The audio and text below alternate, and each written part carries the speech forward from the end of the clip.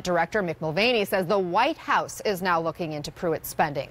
Let's talk it over with Florida Congresswoman Val Demings, who was one of the co-sponsors to a resolution calling for Pruitt's resignation. Congresswoman, thank you so much for being with us. First, I just want to get your reaction to this new report from the New York Times accusing Pruitt of meeting with a lobbyist whose wife rented Pruitt that $50 a night condo.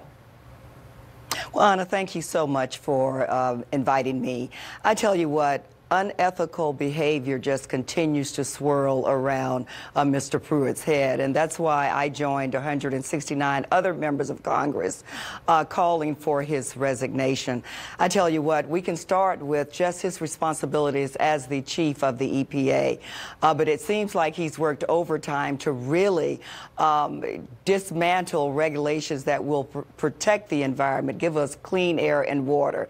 And now the condo that he was renting for $50 continues to haunt him.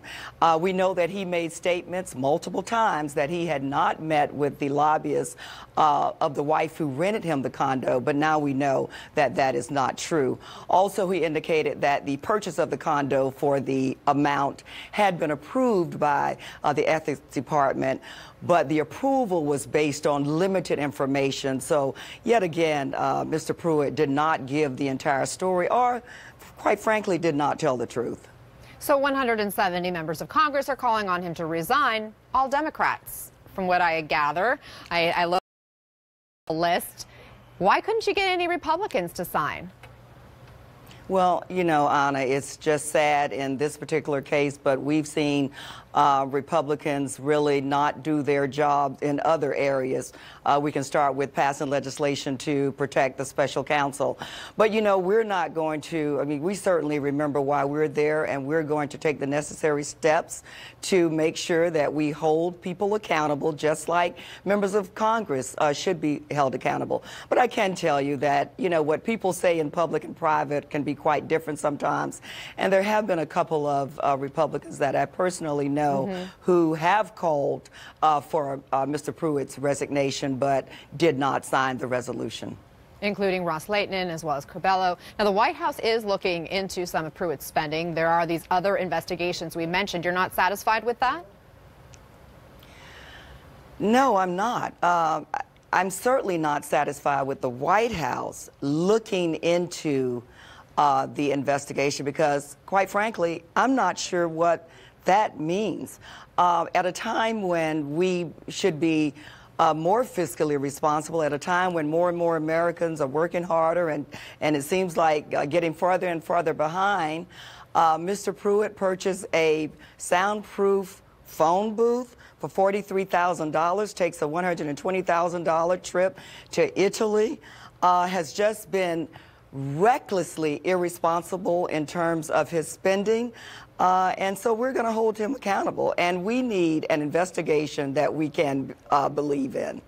Now, you are on the Judiciary Committee. The chairman of your committee pushed for James Comey's memos to be released. Republicans are saying these memos vindicate President Trump.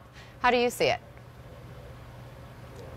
Well, I think the memos certainly did not help President Trump. And obviously, my colleagues on the other side of the aisle had no clue what was or wasn't in the memos. They took a gamble, and I would say they lost, because what it proved to me was that FBI director, former director James Comey, is very credible, and President Trump seems to have problems remembering what the truth looks like.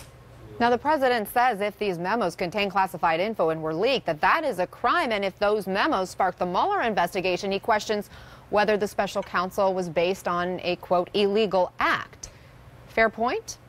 Well, the special counsel was based on Russia interfering with a United States election.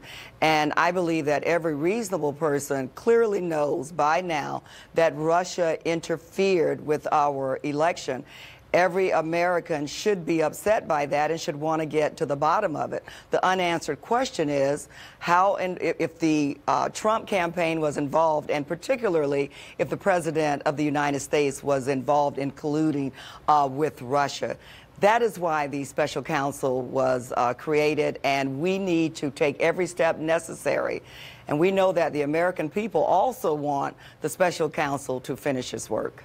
But the FBI and the DOJ were already doing an investigation into Russia's election meddling prior to the special counsel being announced or appointed, and that did come following the firing of FBI Director James Comey, and he himself has admitted that he leaked his memos out to this Columbia law professor to share with the New York Times in the hopes that it would spark a special counsel investigation.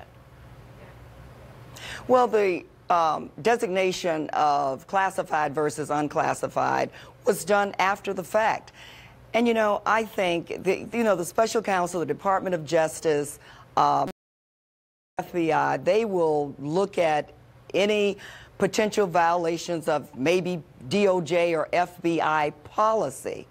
But I think we should be laser focused on getting to the bottom of the work that the special counsel is doing, and to see just how deeply ingrained the Russia's interference was and who participated in that. Congresswoman Val Demings, I really appreciate your time. Thank you so much for